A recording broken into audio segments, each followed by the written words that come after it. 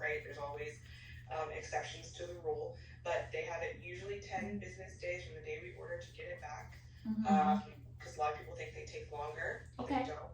And they're usually pretty set on their pricing as well. I would say in your area, depending on the house size, maybe, and depending, house size and timeline, $650-ish, $700. So very comparable to a conventional appraisal. So, but that is in place of a conventional appraisal. Like it's just in the same part of the process of the loan. Yes. Okay. It's not like they have to do this up front. It's it's just, okay. That makes total sense. Okay. Yep. Is that kind of comparable to, say, an FHA? The FHA loan? Yes, very similar, similar process. So usually on any loan, you'll order the appraisal, after you have a contract, we'll order the appraisal. It's the same timeline that we would do with conventional. We'll lock you into a rate, we'll get your documents out, we'll get the appraisal ordered, usually after you sign your intent to proceed within your loan documents. And same process, FHA, VA, very similar.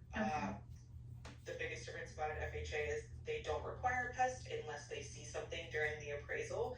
If they see something during the appraisal that makes them think there could be some wood destroying organisms, they may request a pest inspection at that time. Okay, I gotcha. So that's the two big things. Okay, well this is great because I just had a guy come in an open house a couple of weeks ago and he said, oh, does your seller accept VA loans? And I said, actually they do. Because my seller is she's retired from the military. And so we had that specific talk and he said, well, do you know someone? And I said, And then right after that, I was connected with you and I was like, oh, this is great because I'm for whatever reason, meeting more and more people coming to this area wanting to utilize that either just got out of the military or we have the Coast Guard over here. Sure. So this is great. Yeah, so, thank you. Yes. Absolutely. Yeah. We can kind of go, I think I skipped around a little bit, but we can go down. Yeah, let's do that. Okay. Yeah. So the first one, can I get a zero down mortgage with the VA? 100% yes. That is one of the biggest advantages of the VA. There's no other loan product out there that's going to allow you 100% financing. Okay. So that is huge with the VA. As long as the purchase price doesn't exceed the appraised value, right? Which is a concern at any loan product you use. Anything that you do, yeah. Correct. Okay. The biggest thing about it is, let's say you go under contract on a house for $250, the appraised value comes back at $245. Yes. The VA will not lend over that $245 appraisal value. Right. So there are things that we can do. If an appraisal comes back low, we can do what's called a reconsideration of value and try to submit different comps, try to submit some supporting materials to try to get the appraiser to raise that value back up. If that's what the borrower wants to do, it has to be requested by the veteran. Definitely possible. I have done it and had an appraiser come up a few times. Yes. I wouldn't say it always happens, but I have seen it done and done it myself quite a few times. So definitely possible if we have a strong case of why it should be valued, at that price point. Okay. But yeah, zero down, absolutely. Yeah. There are some things about the funding fee, but we can get into that later. I think you have a question about the funding fee later on. Okay, perfect. Yes. We talked about, any questions on that, zero down? I don't think so. I mean, we just literally had that same issue on a conventional loan and it worked out. It was fine. I feel like there's always a way. So it always works out. Yeah, that's one of the big things that I say to my clients is I don't like no. It's like, no, I know in a lot of spaces no is a full sentence, but in my case, I'm like, okay, no is the starting point. Now how do we get there? Exactly. So we will find a way. We will find a way. Yes. This takes a little bit of give and take sometimes. Right. Either we're going to go back and renegotiate, right, with the seller on behalf of the buyer with what's come through and try to meet in the middle, or we're going to go back and see if we can have another appraiser come out. There's always a way, right? Right. Okay. talked a little bit about the home inspections for the house and the VA, about that. So I don't think anything else. I'm trying to think if there's any other big pieces for a VA inspection. I think we covered it. The big ones, the big three that I like to say is like handrails, wood rot, and chipping paint. Those are the big three that VA appraisers will look for, are pretty easy. And it is all subjective, right? So a VA appraiser, one appraiser might see something that another one doesn't. So Yeah. it's subjective. So the whole pest thing, does that include termites? Yes. Obviously for Florida, because that's our number one, right? Is termites. Yes. Okay. Yeah, and that's part of it too. Yeah, so they'll check for wood rot, but then will also get the pest inspection. So those are the two things for the VA loan. Okay.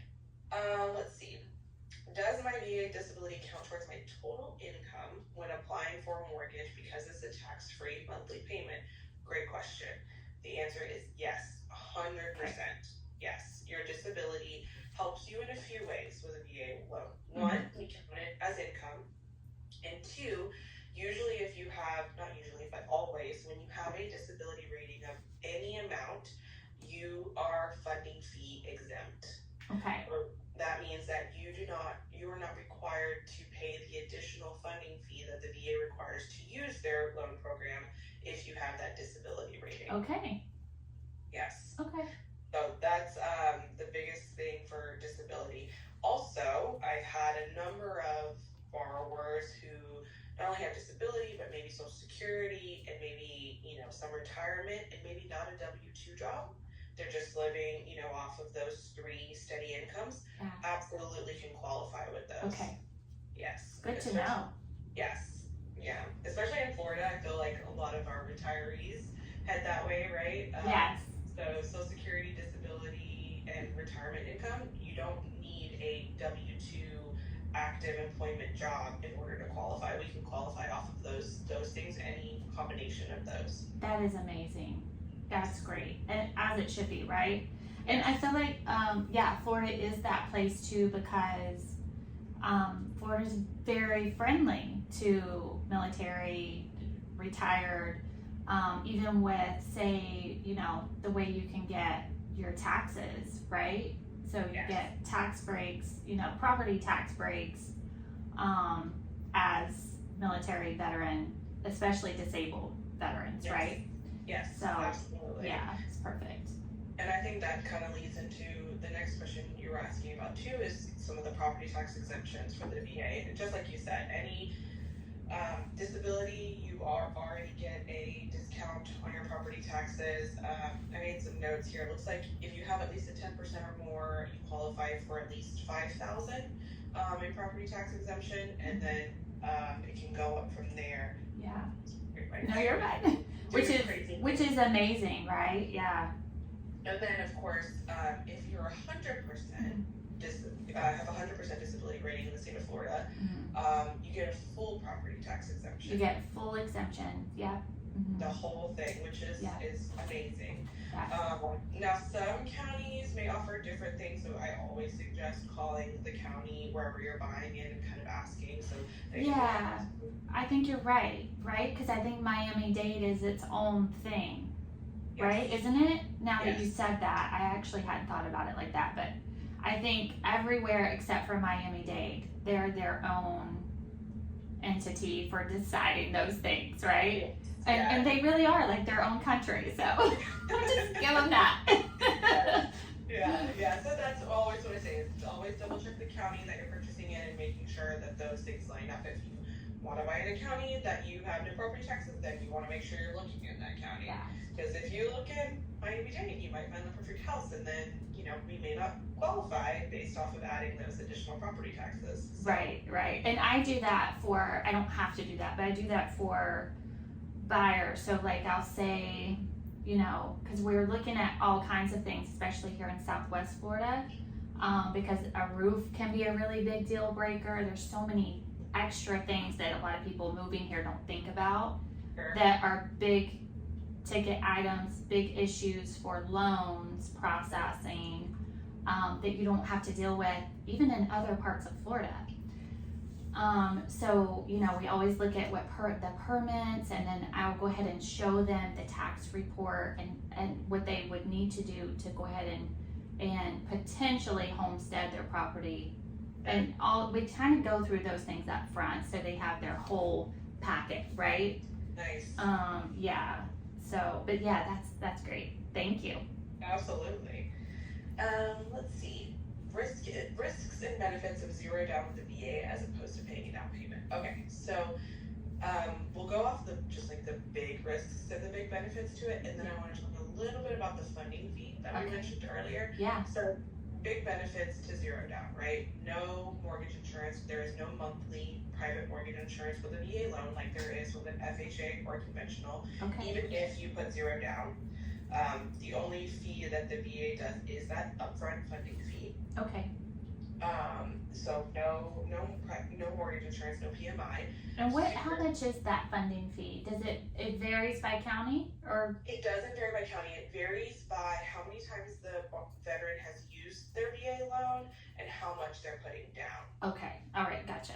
All right. Yes. Sorry to interrupt you. No, absolutely. That's a great question. I'm gonna have my little cheat sheet here too for my funding fees, but so benefits, no PMI for VA loans with zero down. That's unlike any other loan program out there. Yeah. Super competitive rates, right? So if you're doing a conventional and you're only putting 3%, 5%, 10% down, the rate may not be as good as putting the 20% down. Mm-hmm. Usually our rates for a VA loan, anywhere between 0 and 20% down, are going to be very similar, if not the same, on a VA loan, as long as the loan is sitting within the county loan limit. But it would be about the same, regardless of how much you put down.